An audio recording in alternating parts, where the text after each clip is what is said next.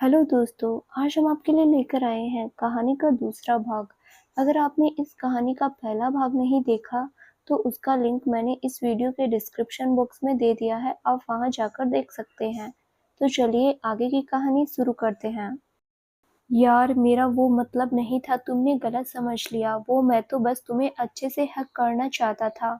देर तक अकेले में बात करना चाहता था और तुम्हारा मूड भी तो ऑफ था। बस इसीलिए कहा था चलने को। उसने प्यार से कहा। अच्छा, हर बार तुमसे मिलने कोई और आती होगी ना। मुझे मत समझाओ तुम, मुझे अच्छे से पता है तुम्हारे मिलने का क्या मतलब होता है। हर बार का तुम्हारा यही है, बाबू हक करना है, बहुत मन कर रहा है।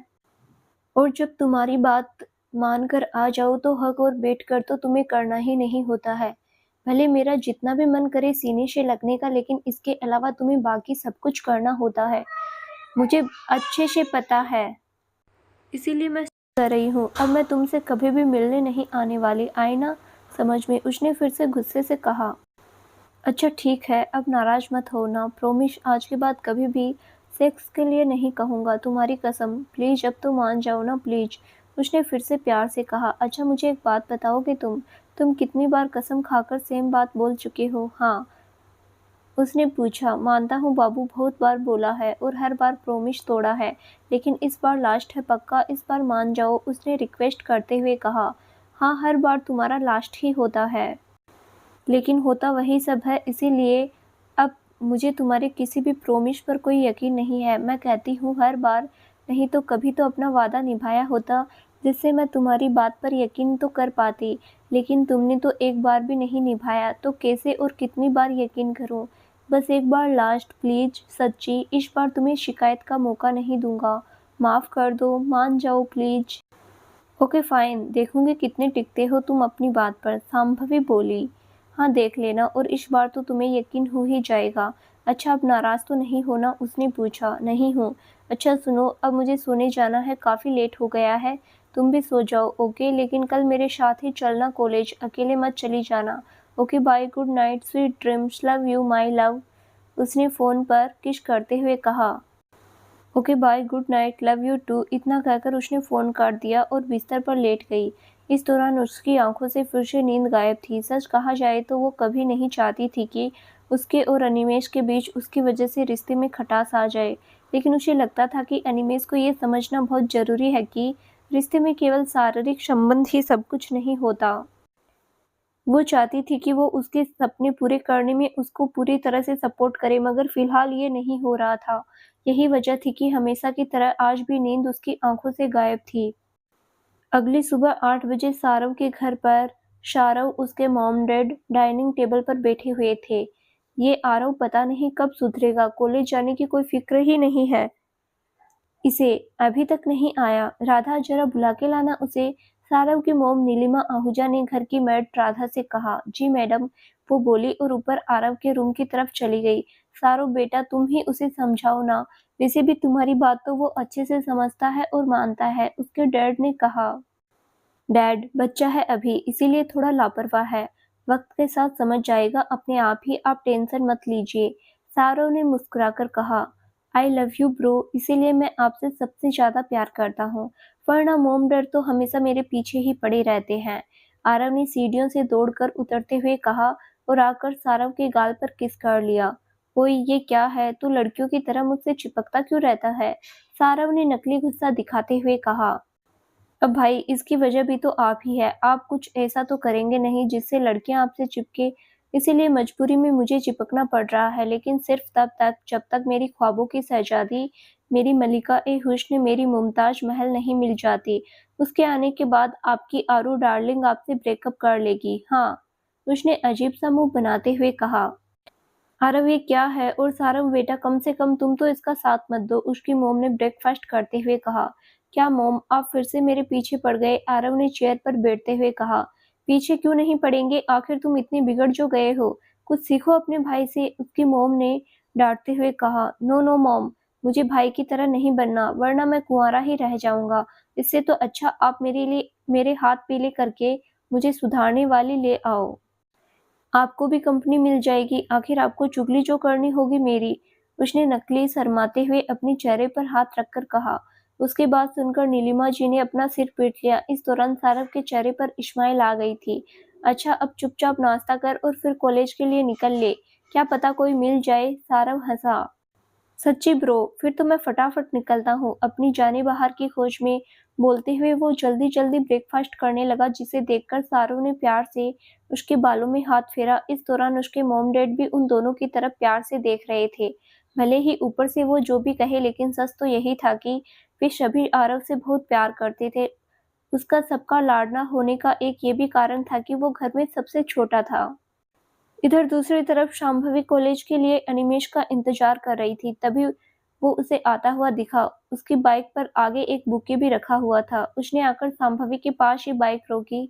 हाय स्वीट हार्ट, गुड मॉर्निंग, उसने मुस्कुराते हुए कहा। गुड मॉर्निंग, वैसे ये बुके किसके लिए है? शांभवी ने अजीब नजरों से देखते हुए पूछा। ये बुके तो वो मैं सोच रहा था एक और गर्लफ्रेंड ढूंढ लूं, इसीलिए। ओह अच्छा, ढूंढ लो फिर, शांभवी ने मुंह बनाकर कहा। अरे अरे, तुम तो नाराज हो गई। अरे पागल, किसी और के लिए नहीं बल्कि तुम्हारे लिए है। वो मुझे तुमसे सॉरी बोलना था ना, इसीलिए सोचा अच्छे से बोलूं और साथ में अच्छे से प्रॉमिस भी करूं, उसने प्यार से कहा। अच्छा हाँ, sorry my dear and I promise you, अब मैं कभी भी तुमसे उस सब के लिए नहीं बोलूंगा। अनिमेष ने मुस्कुराकर बुके उसकी ओर बढ़ाते हुए कहा। ओके, अभी कॉलेज चलो जल्दी, वरना कहीं लेट हो गए तो पता है ना। वो रिच, उसने बुके लेकर बाइक पर बैठ गई। हाँ हाँ, आई लव यू बेबी, उसने बाइक स्टार्ट करते हुए कहा। वे दोनों कॉलेज चले जाते हैं। आज शांभवी को भी अच्छा लग रहा था, क्योंकि एक तो अनिमेष उससे अच्छे से बिहेव कर रहा था, जिसकी वजह से उसे यकीन होने लगा था कि अब वो अपनी बात से नहीं पलटेगा और अपना वादा निभाएगा, जिससे वो भी अच्छे से पढ़ाई और अपने रिश्ते को मैनेज कर सकेगी। दूसरी तरफ आज उसका सारव सर से भी कोई पंगा नहीं हुआ था। लेक्चर खत्म होने के बाद वो कॉरिडोर में खड़ी थी। अनिमेष उस वक्त उसके साथ नहीं था। वो लड़कियों के एक ग्रुप के साथ खड़ी बातें कर रहा था, लेकिन शांभवी को उस पर भरोसा था, इसीलिए उसने कोई रिएक्ट नहीं किया। तभी उसने देखा एक लड़की दौड़कर केबिन की ओर जाते हुए शारद सर की तरफ गई। एक्सक्यूज मी सर, ये कोई और नहीं आयशा नाम की लड़की थी और उसकी वो दोस्त जिया दूर अपनी फिंगर्स को क्रॉस करके खड़ी होकर कुछ बुदबुदा रही थी। हाँ बोलो, सारव ने पलटते हुए कहा। वो सर, मुझे इस टॉपिक को समझने में दिक्कत आ रही है, तो आप मुझे समझा देंगे क्या? आप शाम को फ्री तो हो, मैं आपको कॉल कर लूंगी, उसने मुस्कुराते हुए कहा। कॉल क्यों करनी है, अभी मैं केबिन में ही जा रहा था, तो तुम भी चलो साथ में, देख लेता हूँ यही, उसने अपने उसी अंदाज में कहा। वो सर एक्चुअली वो सारव सर ने मुझे लाइब्रेरी से कुछ बुक्स लेकर नोट्स बनाने के लिए कहा है, सो अभी तो उसने झूठा बहाना मारा। ओके, कोई बात नहीं, जब तुम्हारे सारे लेक्चर हो जाए तो मेरे केबिन में आ जाना, मैं बता दूंगा, सारव बोला। ओके सर, मैं आ जाऊंगी, लेकिन अगर कभी मुझे स्टडी करते टाइम कोई डाउट हो तो क्या मैं आपको कॉल कर सकती हूँ, उसने मासूम सी शक्ल बनाकर कहा। ठीक है, कर लेना, लेकिन जरूरी हो तभी, बेवजह परेशान मत करना। इतना कहकर वो चला गया और आयशा जिया की ओर पलट कर खुश होकर बोली, यस। तब तक जिया भी दौड़कर उसके पास आ गई। यार आयशा, तूने तो मेरी जान ही निकाल दी थी। मैं तो सच्ची में भगवान जी से यही प्रे कर रही थी कि सारव सर से कहीं तुझे डांट न पड़ जाए। अरे यार, तू भी ना, अब गुलाब को हासिल करने के लिए कांटे चुभने का रिस्क तो लिया ही जा सकता है।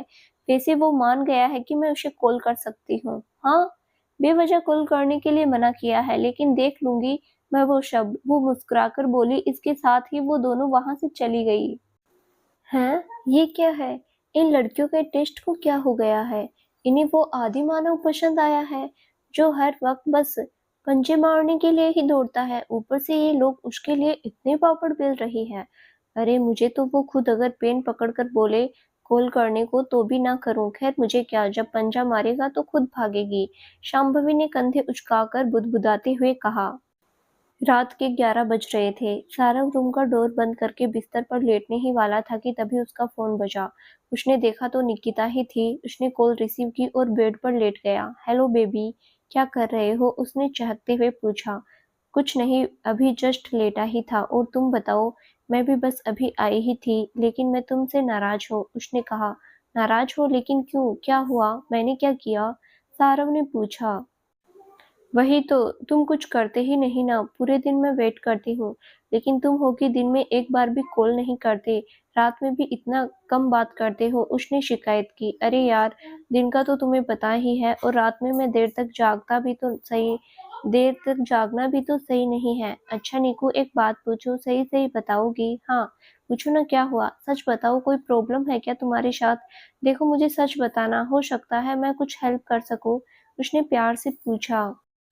नहीं नहीं, ऐसी तो कोई बात नहीं है। वैसे तुम ये क्यों पूछ रहे हो? सच्ची बताओ, मुझे लगता है जैसे तुम्हें देर रात तक नींद नहीं आती, क्योंकि उस दिन जब सिया का बर्थडे था तो मुझे नींद नहीं आ रही थी, तो फिर मैंने ऐसे ही व्हाट्सएप चेक किया जहाँ तुम ऑनलाइन थी। मुझे लगा शायद तुम पार्टी के बारे में ही किसी फ्रेंड से बात कर रही होगी, इसीलिए मैंने डिस्टर्ब करना सही नहीं समझा। लेकिन उसके बाद जब मैं रात में मेरी नींद खुलने पर या जब कभी सुबह जल्दी उठने पर व्हाट्सएप चेक करता तो तुम्हारा लास्ट सीन 1 से 2 बजे के बीच होता। इसीलिए मुझे लगा पूछ लेना चाहिए कि कहीं कोई दिक्कत तो नहीं हो, उसने प्यार से कहा। तुम मुझ पर शक कर रहे हो ना, इसीलिए ये सब पूछ रहे हो? उसकी आवाज में अब उदासी झलक रही थी। अरे नहीं यार, पागल हो क्या? आई ट्रस्ट यू, वो मुझे बस तुम्हारी फिक्र थी इसीलिए पूछा। नहीं, तुम मुझ पर शक कर रहे हो। मैं तुमसे इतना प्यार करती हूँ, आजकल रिलेशनशिप में सभी एक दूसरे से अक्सर मिलते हैं और तुम नहीं, लेकिन फिर भी मैं तुम्हें कुछ नहीं कहती और अब तुम मुझ पर ही शक करने लगे। उसने रोते हुए कहा, यार अब तुम बात का बतंगड़ बना रही हो। ओके फाइन, अब मैं तुमसे कुछ पूछूंगा ही नहीं। सो सो चाहे जागो। ओके बाय, अभी मुझे नींद आ रही है। सो मैं जा रहा हूँ सोने, मुझे नींद आए, तुम्हें नींद आए तो सो जाना, गुड नाइट, उसने चिढ़कर कहा और कॉल कट कर दी।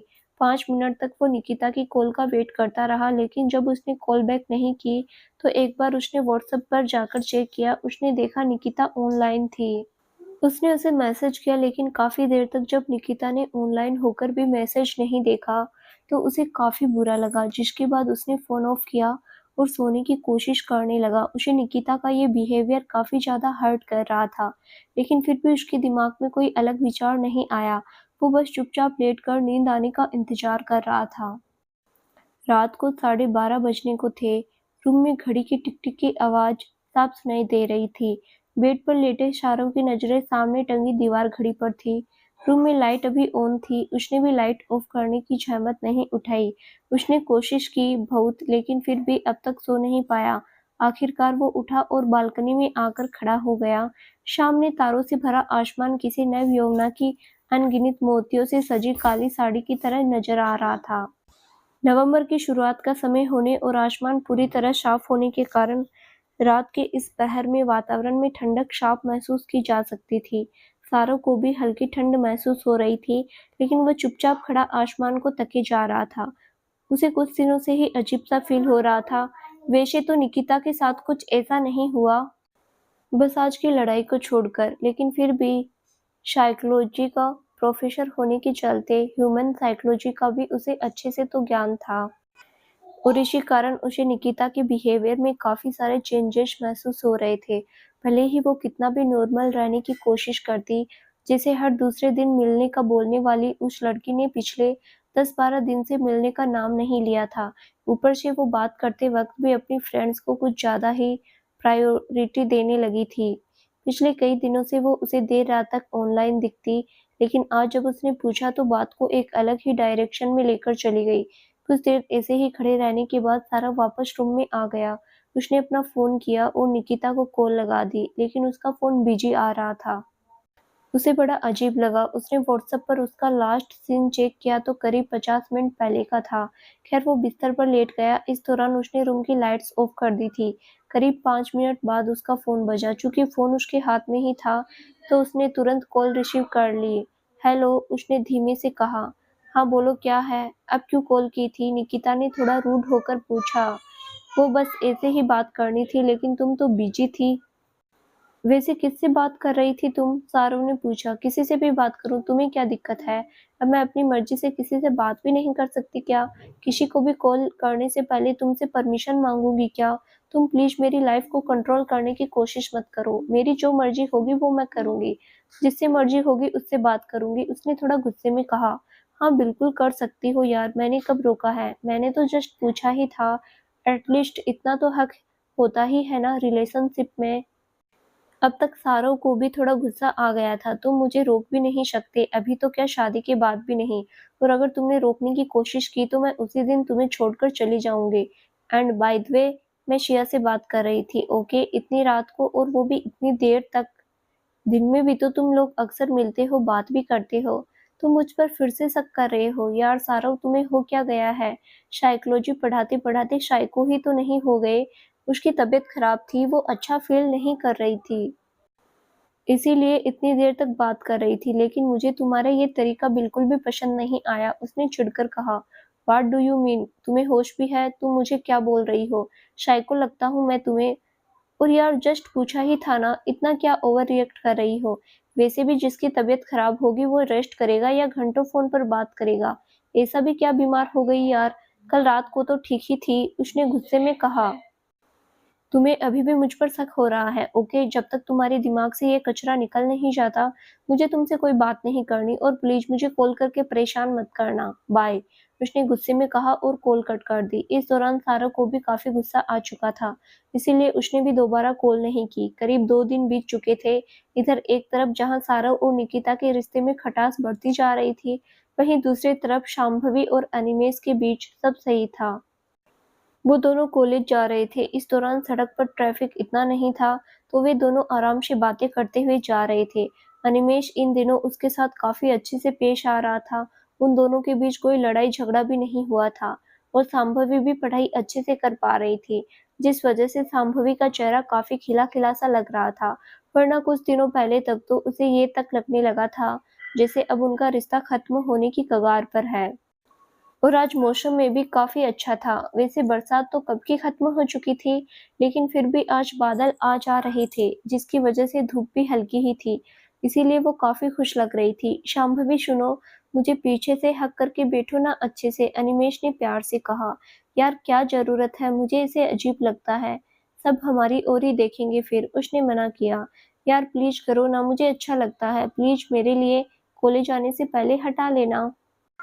उसने प्यार से उसका हाथ पकड़कर अपनी छाती पर रखा, जिसके बाद फिर शांभवी ने भी उसे पीछे से हग कर लिया। करीब आधे घंटे बाद वे दोनों कॉलेज में थे। आज कॉलेज में भी सबके चेहरे खिले हुए से ही नजर आ रहे थे। लेक्चर शुरू होने में अभी 5 ही मिनट बाकी थे तो अनिमेष, शांभवी और बाकी के स्टूडेंट रूम में आ गए। आज वो आयशा भी काफी लटके झटके मार रही थी। वैसे तो उसका रोज का ही था, लेकिन फिर भी आज उसका इरादा कुछ अलग ही लग रहा था। खैर वे सब बैठे हुए ही थे कि तभी बुक निकालते हुए टाइम शांभवी को अचानक से याद आया कि सारव सर ने उसे कुछ नोट्स अलग से तैयार करने को कहा था। इसके लिए उन्होंने लाइब्रेरी से बुक भी इशू करवा दी थी, और आज उसे बुक वापस सबमिट करनी थी, लेकिन अभी भी उसे कुछ नोट्स तैयार करने बाकी थे, जिसके बारे में उसके दिमाग से पूरी तरह से निकल चुका था। जैसे ही उसे याद आया तो उसके चेहरे से हवाइयां उड़ चुकी थी। ओ नो, आज तो मैं गई। आज वो भेड़िया तो मेरी बोटी भी नोचकर खा जाएगा, और ऊपर से उसकी कान फाड़ू आवाज। आज तो उसके डायलॉग सुनकर मेरे कानों में खून आना तय है। हे भगवान जी, नहीं रहने दीजिए। आपसे तो मैं कुछ नहीं कहने वाली, वैसे भी आप कौन सा मुझे उस बारहसिंगा से बचाने वाले हैं? अरे आपसे प्रे किया तो आप मुझे स्वयं अपने कर कमलों से उठाकर उसके सींगों पर पटक देंगे। इसीलिए अब तो बस इंतजार है कि वो आए और अपना कोटा पूरा करके निकल ले जल्दी से बस, उसने अपना सिर पकड़कर बुदबुदाते हुए कहा। अभी वो बुदबुदा ही रही थी कि तभी सारव क्लास में एंटर करता है।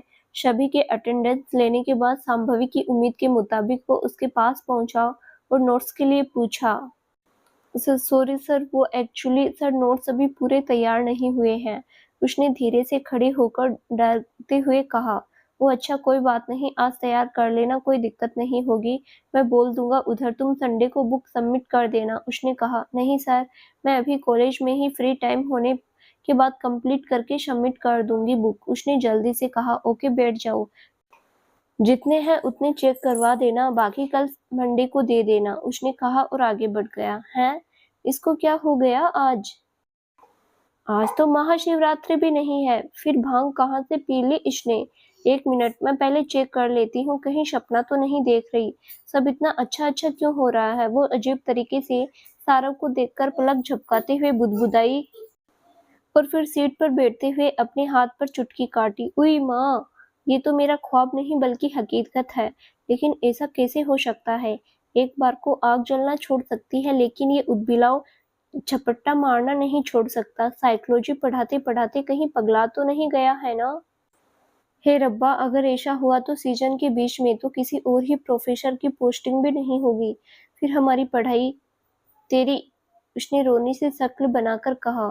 ओ भगवान जी, 1 मिनट, कहीं आपके सिस्टम में कोई लोचा तो नहीं हो गया जिसकी वजह से आप से जो कहो उसका उल्टा हो रहा है। हाँ, मुझे तो अब ऐसा ही लग रहा है। उसने ऊपर देखते पागलों की तरह खुद से ही बड़बड़ाते हुए फिर से कहा। तभी उसकी नज़र सामने सारों पर पड़ी जिसने अपनी नज़रें बुक में गड़ा रखी थी। अब इसको क्या हो गया? पिछले कुछ दिनों से बड़ा शांत सा रहने लगा है। 2 दिनों से थोड़ा उदास भी लग रहा है। आखिर पंगा क्या है? वो फिर से बुदबुदाई। अब सारव ने पढ़ाना शुरू कर दिया था। इस दौरान शांभवी का ध्यान उसी पर था।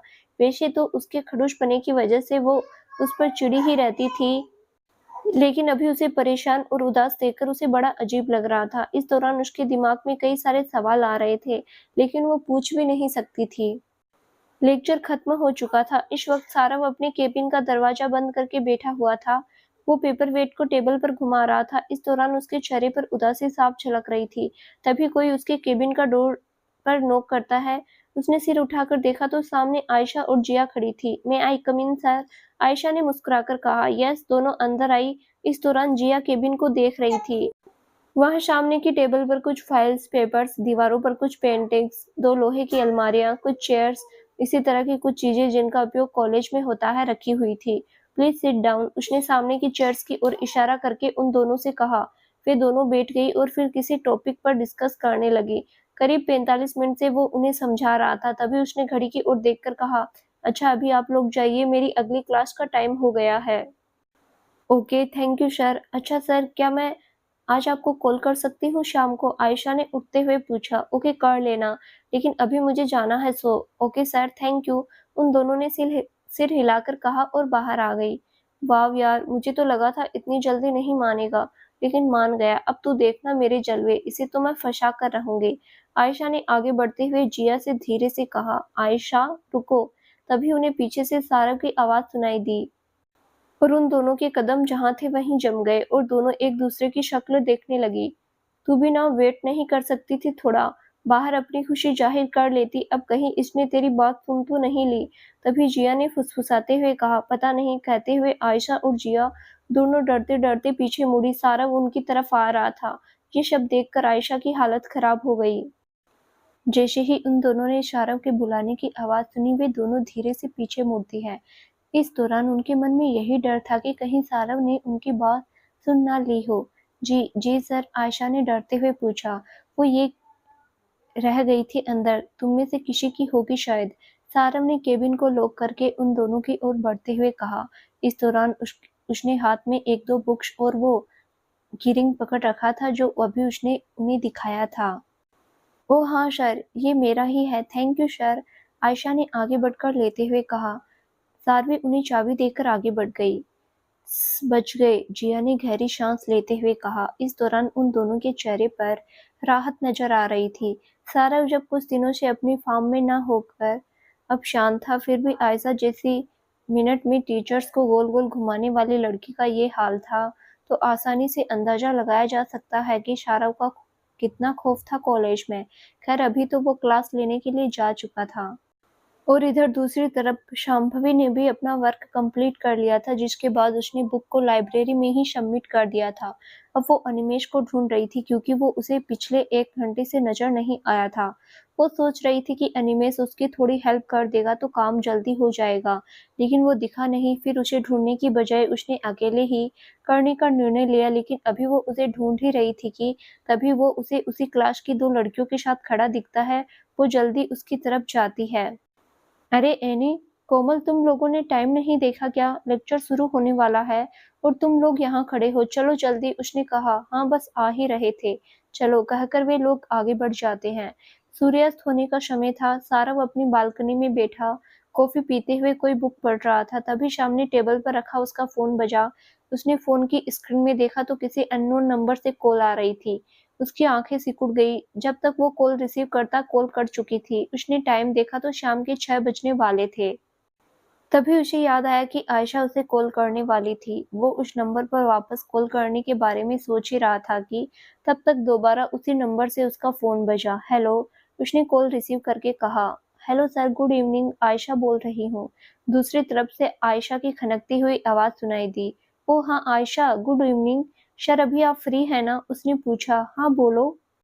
वो एक्चुअली सर आप तो जानते ही हैं स्टडी करते टाइम बीच में कोई दिक्कत आ जाए तो आप फिर आगे की चीज़ें समझ ही नहीं आती, इसीलिए मैंने आपसे कॉल के लिए पूछा था। वैसे सर अभी आप क्या कर रहे हैं? कुछ नहीं, बस कुछ पढ़ रहा था। Oh wow! मतलब ये आपकी हॉबी है। हाँ, कह सकते हैं। सारव ने हल्का-सा मुस्कुराकर जवाब दिया।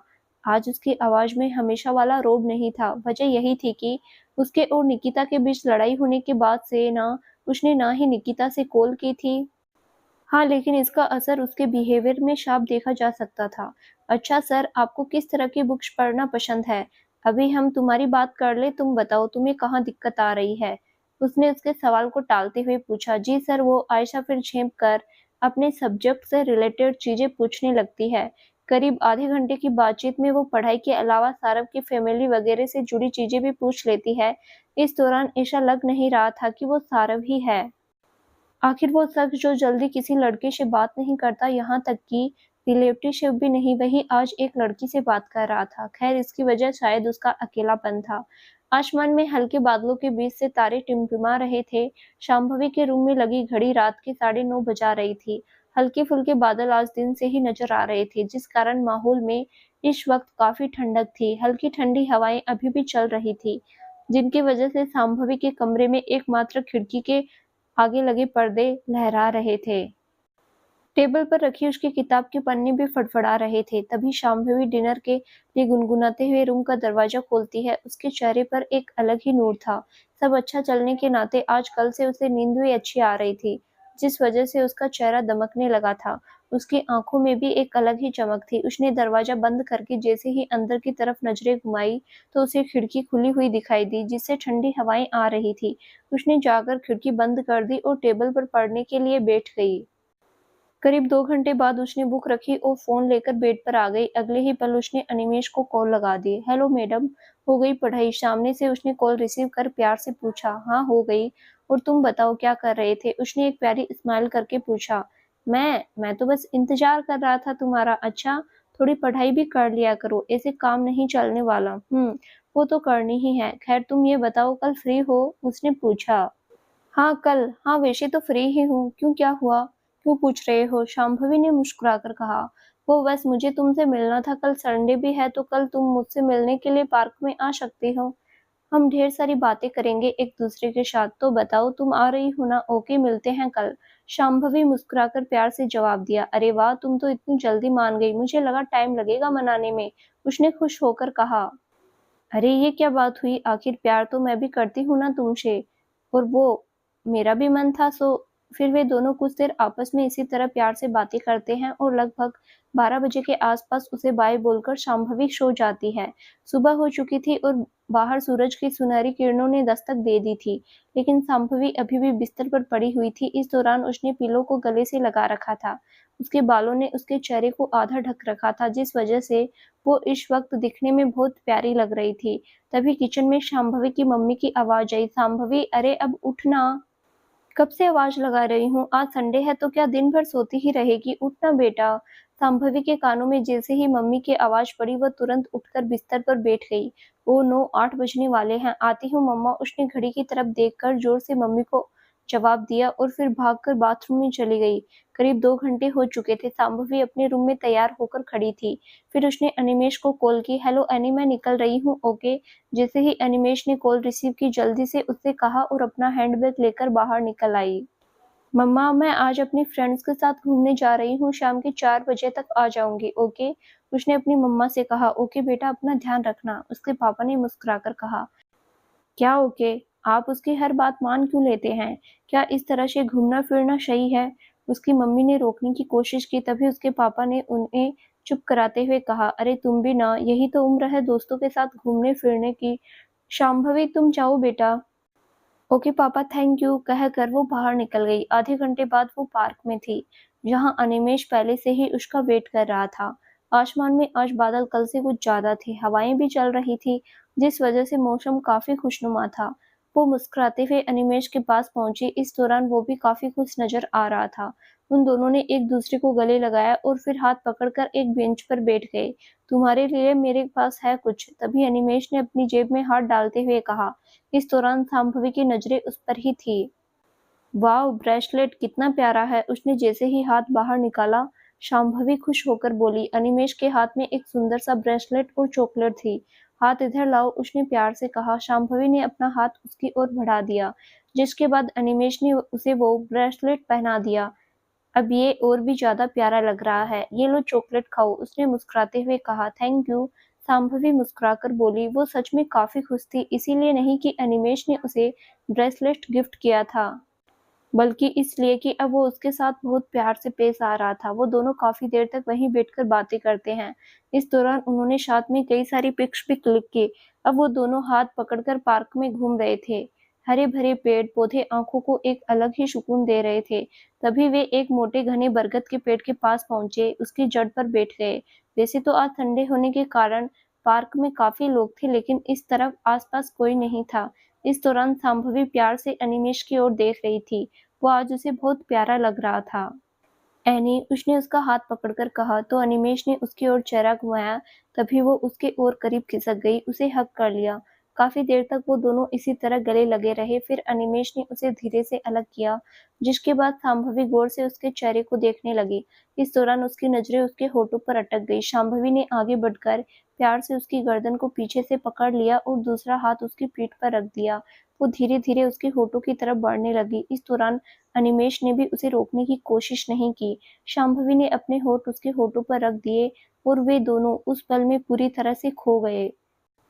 दोनों एक दूसरे को शिद्दत से चूम रहे थे। इस दौरान ऐसा महसूस हो रहा था जैसे प्रकृति भी उन पर अपना प्रेम बरसा रही थी। बादल अब काफी घने होने लगे थे। मंद मंद हवा से पेड़ पौधे झूम रहे थे। बरगद के ऊपर बने घोंसले में और शाखाओं पर पक्षी चहचहाने लगे। मौसम में एक अलग ही रुमानियत थी। कुछ देर बाद शांभवी उससे अलग हुई और नजरें झुकाकर आसपास देखने लगी।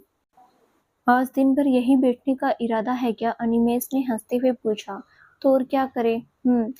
कुतुब मीनार देखने चले, ज्यादा वक्त तो नहीं लगेगा? शांभवी ने पूछा। ज्यादा देर नहीं रुकेंगे, तो 5 बजे तक वापस आ जाएंगे, अनिमेष ने अपनी वॉच में देखते हुए कहा। इधर दूसरी तरफ शारव इस वक्त अपने रूम में था। उसने रूम का दरवाजा खुला हुआ ही था। वो इस वक्त अपने बेड पर आधा लेटा हुआ एक नॉवल पढ़ रहा था।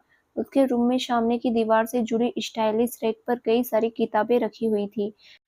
वो अभी अपनी बुक में खोया हुआ ही था कि तभी आरव उछलता हुआ उसके रूम में पहुंचा। लेकिन जैसे ही उसकी नजर सारव पर पड़ी, वो उसके रूम में पड़े डायश को सारव के करीब खींचकर बैठते हुए बोला। ब्रो, इन किताबों से आप कोई तंत्र विद्या सीख रहे हैं क्या, जिससे आप भी अपने सामने आग जलाकर उसमें भाभी को ढूंढ पाए? अगर ऐसा है तो बता दूं, ये आइडिया आपके दिमाग से निकाल दीजिए, वरना कोई 1000 साल की बुढ़िया जादूगरनी या चुड़ैल मेरी भाभी बनकर आ जाएगी, जिसने लोगों का खून पी पी कर अपने आप को जवान बना रखा होगा। सारव ने जैसे ही उसकी बात सुनी, उसने उसकी ओर घुरकर देखा।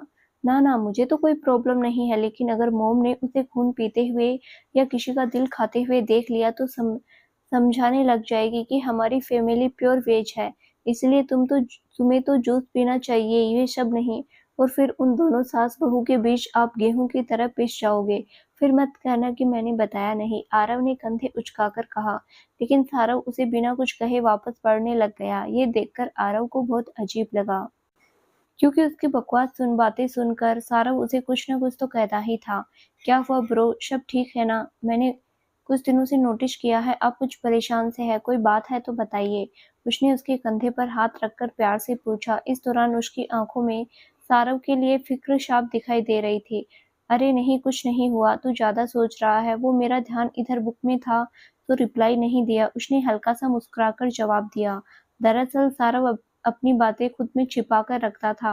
वो किसी से शेयर नहीं कर पाता था, यहाँ तक कि वो आरव को भी कुछ बताना नहीं चाहता था। अच्छा ठीक है, फिर इस बुक को अब साइड में रखिए, क्योंकि आज मैं आपके साथ डेट पर जाना चाहती हूँ। वैसे भी आप बहुत कंजूस है, कभी मुझे बाहर घुमाने नहीं ले जाते।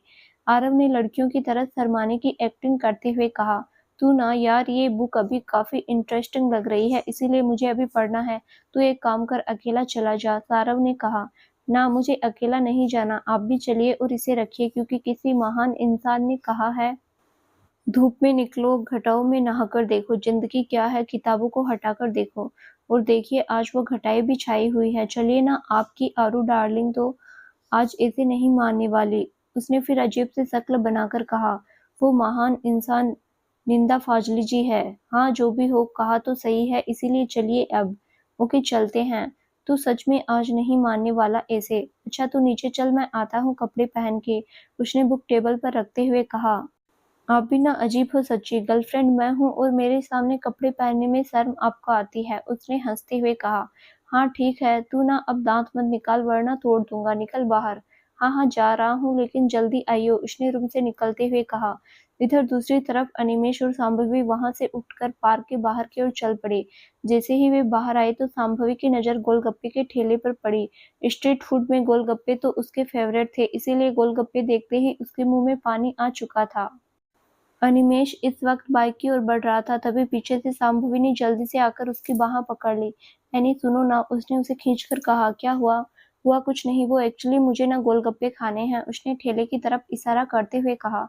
तो ऐसे क्यों बोल रही हो, जैसे मैं मना कर दूंगा। चलो, उसने हंसते हुए कहा। एक तो शांभवी ने शक्ल ही कुछ ऐसी बना ली थी कि किसी को भी हंसी आ जाती। अगले मिनट में वे ठेले के पास थे। गोलगप्पे वाले ने उन दोनों को प्लेट पकड़ाई। भैया, पानी थोड़ा तीखा ही रखना, उसने उससे कहा। जी मैडम, बस 2 मिनट, इन्हें फ्री कर दूं, फिर आपको खिलाता हूँ। उसने गोलगप्पे खा रही और दो लड़कियों की ओर इशारा करके कहा और वापस अपने काम में लग गया। इस दौरान शांभवी उन दोनों लड़कियों को ही देखने लग गई कि वो कब वहां से जाए। क्या हुआ? अब इतना भी इंतजार नहीं हो पा रहा तुमसे? तुम और तुम्हारा ये गोलगप्पे वाला प्यार अजीब ही है। अनिमेष हंसते हुए बोला, ऐसा कुछ नहीं है, वो मैं कुछ और ही सोच रही थी। उसने सफाई दी। अच्छा, ऐसा क्या सोच रही थी? यही कि तुम इतना तीखा खा पाओगे, तुम्हारे कानों से कहीं धुआं ना निकलने लग जाए, आंख और नाक से पानी तो बहने ही लगता है। ये कहकर वह जोर से हंसी। ओए, ऐसा कुछ नहीं है। हाँ, ये बात है कि मैं आज प्रूव कर दूंगा, देख लेना, उसने जल्दी से कहा। अच्छा ठीक है, फिर देखते हैं, मुझसे ज्यादा नहीं तो मेरे बराबर तीखे कितने गोलगप्पे खा पाते हो तुम। और हाँ, एक शर्त है, अगर तुम हारे तो अगले 1 महीने तक मुझे रोज गोलगप्पे खिलाने पड़ेंगे, बिना किसी बहाने के। उसने अपनी आंखों को गोल गोल घुमाते हुए कहा। हाँ हाँ, पहले जीत के तो दिखाओ। वैसे शर्त बहुत सस्ती रखी है तुमने, लेकिन मेरी शर्त कोई और है, और वो मैं तुम्हें जीतने के बाद बताऊंगा, उसने मुस्कुराकर कहा। हाँ हाँ ठीक है, आप दोनों थोड़ा इधर आ जाइए, तभी गोलगप्पे वाले ने उन दोनों से कहा, क्योंकि वो दोनों लड़कियां अब जा चुकी थी। वो दोनों गोलगप्पे खाने शुरू करते हैं। अभी अनिमेष ने 2 ही गोलगप्पे खाए थे कि उसकी आंखों में पानी नजर आने लगा। भैया, मुझे ना एक मीठा गोलगप्पा खिलाना, उसने सी सी करते हुए कहा। हाँ हाँ, बस निकल गई हवा, बड़े आए थे मुझसे शर्त जीतने वाले। आंसू पोंछ लो, वरना किसी ने देखा तो मेरी बेइज्जती हो जाएगी। शांभवी ने हंसते हुए कहा। हाँ हाँ ठीक है, अब चुपचाप खाओ, तुम ज्यादा दांत निकालने की जरूरत नहीं है, उसने रुमाल निकालते हुए कहा। इस दौरान शांभवी उसे चिढ़ा रही थी। उसको सच में आज मजा आ रहा था। वे कुछ देर और गोलगप्पे खाते, मगर तभी आसमान में बादल गरजने लगे। लगता है बारिश होगी, हमें चलना चाहिए, शांभवी ने अनिमेष की तरफ देखते हुए कहा।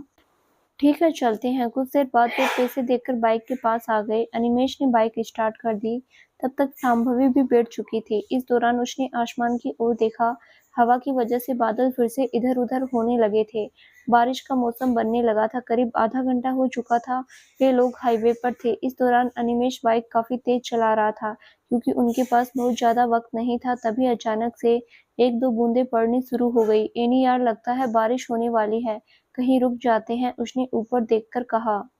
अब यार, यहाँ रोड पर खड़े हो जाए क्या? तो जल्दी चलो ना, देखो कहीं कोई जगह दिखे खड़े होने लायक। हाँ, चल रहा हूँ, कहकर अनिमेष ने स्पीड थोड़ी और बढ़ा दी। अभी वे 2 मिनट ही चले होंगे कि अचानक से जोर से बारिश होने लगी। इस वजह से अनिमेष को भी स्पीड कम करनी पड़ी। आसपास कहीं पर भी सिर छिपाने जगह दिखाई नहीं दे रही थी, इसीलिए मजबूरी में उन्हें भागते हुए आगे बढ़ना पड़ रहा था। बारिश वास्तव में काफी तेज होने लगी थी, जिसके कोई आसार नजर नहीं आ रहे थे। इस वजह से बस 5 मिनट में ही वे लोग पूरी तरह से भीग चुके थे। लगभग 15 मिनट हो चुके थे, बारिश अभी भी बंद नहीं हुई थी, हालांकि अब काफी धीमी जरूर हो चुकी थी। यार एनी, अब ऐसे चलेंगे क्या? मुझे ठंड भी लग रही है। प्लीज वापस चलो, मुझे मेरे घर तक छोड़ दो, शांभवी ने कांपते हुए कहा। तुम ऐसी हालत में घर जाओगी क्या? लगभग 1.5 घंटा लग जाएगा वापस घर जाने में, तब तक तो मैं तुम्हें और ठंड लग जाएगी, तबीयत भी खराब हो सकती है तुम्हारी। ये बेमौसम की बरसात भी ना सब कबाड़ा कर दिया, उसने कहा। तो कोई और ऑप्शन भी तो नहीं है? शांभवी ने परेशान होते हुए कहा। एक ऑप्शन है, तुम कहो तो मेरे घर चल सकते हैं, 25-30 मिनट लगेंगे, मुझे अभी भी ठंड लग रही है तो मैं भी चेंज कर लूंगा। ओके, जहाँ चलना है चलो, लेकिन जल्दी चलो, मुझे सच में बहुत ज्यादा ठंड लग रही है। अनिमेश ने बाइक आगे बढ़ाई। आगे कुछ दूरी पर यू टर्न से बाइक घुमा ली। लगभग 10 मिनट के बाद वे लोग हाईवे से उतरकर अनिमेश के घर की तरफ जाने वाली रोड पर थे। बारिश की वजह से सब इधर उधर ट्रैफिक काफी कम हो गया था। लगभग 20 मिनट बाद अनिमेश ने एक घर के सामने बाइक खड़ी की और शांभवी से उतरने के लिए कहा, जिसके बाद शांभवी नीचे उतर गई। इस दौरान अनिमेश उतरकर मेन गेट खोलने लगा। ये तुम्हारा घर है? शांभवी ने उससे पूछा, जिसके जवाब में उसने हाँ में गर्दन हिलाई। काफी अच्छा है, शांभवी ने मुस्कुराकर कहा। ये पहली बार था जब शांभवी अनिमेश के घर आई थी। इससे पहले कभी ऐसा चांस नहीं आया था। अब तक अनिमेश ने गेट खोल दिया था। उसने बाइक को अंदर ले जाते हुए शांभवी को अंदर चलने का इशारा किया। अगले मिनट में वो लोग घर के अंदर थे। इस दौरान शांभवी घर में चारों ओर देख रही थी। अरे एनी, तुमने डोर ओपन किया था, तुम्हारे मॉम डैड कहाँ हैं? शांभवी ने जैसे कुछ याद करते हुए पूछा। हाँ, वो एक्चुअली मॉम डैड हमारे गांव गए हुए हैं, मेरे कजिन ब्रदर की एंगेजमेंट है, 2 दिन में आ जाएंगे। तुम इधर मेरे रूम में चलो ना, उसने एक कमरे की तरफ इशारा करते हुए कहा।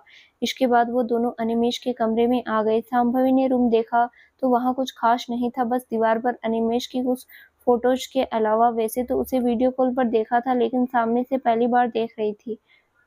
यहाँ तुम्हारे लायक तो कुछ नहीं है, तो तुम इससे ही काम चला लो, प्लीज जल्दी करना, मुझे भी ठंड लग रही है। उसने कबर्ड में से एक टी-शर्ट और ट्राउजर निकालकर उसे देते हुए कहा और बाथरूम की ओर इशारा कर दिया। शांभवी ने कपड़े लिए और बाथरूम में चली गई।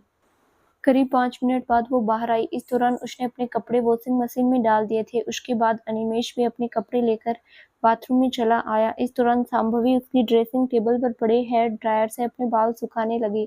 तुम बैठो, मैं तुम्हारे लिए गर्मा गर्म कॉफी लेकर आता हूँ। तभी अनिमेश ने बाहर आकर टॉवल में से अपने बाल झाड़ते हुए कहा, तुम रहने दो, मुझे किचन बता दो, मैं लाती हूँ बनाकर, उसने मुस्कुराकर कहा। ना, आज आप हमारी मेहमान हैं मैडम, बड़ी मुश्किल से तो ये दिन आया है, हमें भी तो आपकी मेहमान नवाजी करने का मौका दीजिए, उसने प्यार से उसे बिस्तर पर बैठाते हुए कहा और बाहर निकल गया। कुछ देर में वो हाथ में कॉफी के 2 मग लेकर रूम के अंदर आया। उसने शांभवी को मग पकड़ाया, फिर दोनों बिस्तर पर बैठकर कॉफी पीने लगे। वैसे इन कपड़ों में भी तुम काफी अच्छी लग रही हो। हाँ, थोड़े ढीले जरूर हैं, उसने शांभवी को मुस्कुराकर देखते हुए कहा। इस दौरान उसकी नज़र उसके गुलाबी होठों पर थी और शांभवी वो उसके इस तरह से देखने की वजह से शर्मा गई।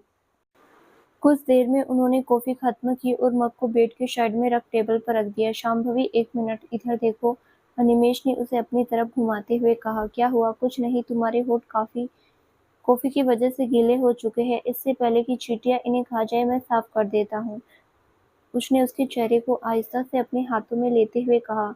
शांभवी की दिल की धड़कनें तेज हो गई। इस दौरान उसे अजीब नहीं लग रहा था, लेकिन फिर भी वो बस उसे एकटक देखे जा रही थी। अनिमेश ने उसे अपने करीब खींचा और उसके होठों को अपने होठों के बीच ले लिया। इस दौरान शांभवी ने भी अपनी आंखें बंद कर ली और उससे लिपट गई। वो दोनों एक दूसरे को चूमते हुए बेड पर लेट चुके थे। इस दौरान अनिमेश उसके लिप्स और गालों को धीरे धीरे तक कर रहा था। धीरे धीरे उसे चूमते हुए गर्दन की ओर बढ़ने लगा। इस दौरान शांभवी की सांसें ऊपर नीचे हो रही थी, लेकिन फिर भी उसने उसे रोकने की कोशिश नहीं की। कुछ दिन पहले वो खुद उसे मना कर रही थी, लेकिन आज जैसे उसने अपने ऊपर से कंट्रोल ही खो दिया था। वो धीरे धीरे अनिमेश की गर्म सांसों में मोम की तरह पिघल रही थी। कुछ ही देर में उनके कपड़े जिस्म से उतरकर बेड पर इधर-उधर नजर आ रहे थे। वो दोनों एक दूसरे में खोए हुए थे। इस दौरान अनिमेश के होठ और अंगुलियां उसके पूरे बदन पर रेंग रहे थे। ऐसा महसूस हो रहा था जैसे उन दोनों के जिस्म बुखार में तप रहे हो। वो दोनों अब एक होने को बेताब थे। तभी अनिमेश ने हाथ बढ़ाकर बेड के कोने में पीलो के पास पड़ा अपना फोन उठाया और शांभवी के पैरों की ओर बैठ गया। जैसे ही शांभवी को ये महसूस हुआ, वो उसके ऊपर से हट चुका है। उसने अपनी आंखें खोली। क्या हुआ? अब इस वक्त तुम फोन में क्या कर रहे हो? तभी जैसे ही शांभवी ने उसके हाथ में फोन देखा, उससे पूछा, कुछ नहीं बेबी, बस मैं इस पल को कैद करना चाहता हूँ। क्या पता दोबारा ऐसा मौका मिले ना मिले। अनिमेष ने फोन का कैमरा ऑन करके सेट करते हुए जवाब दिया। लेकिन जरूरत क्या है? उसने बैठते हुए पूछा। अभी अनिमेष ने अपने होठों पर अंगुली रखते हुए कहा और उसकी तरफ बढ़ा। वो इस दौरान फोन को बंद करना चाहती थी, मगर अनिमेष ने उसे मौका ही नहीं दिया। तो दोस्तों, आगे क्या होगा संभवी के साथ? क्या अनिमेष सच में उसे प्यार करता था या वो उसे धोखा दे रहा था? क्या होगा आगे संभवी की जिंदगी में? जानने के लिए इस कहानी का अगला भाग जरूर देखें, जो बहुत जल्द ही इस चैनल पर प्रसारित किया जाएगा। धन्यवाद।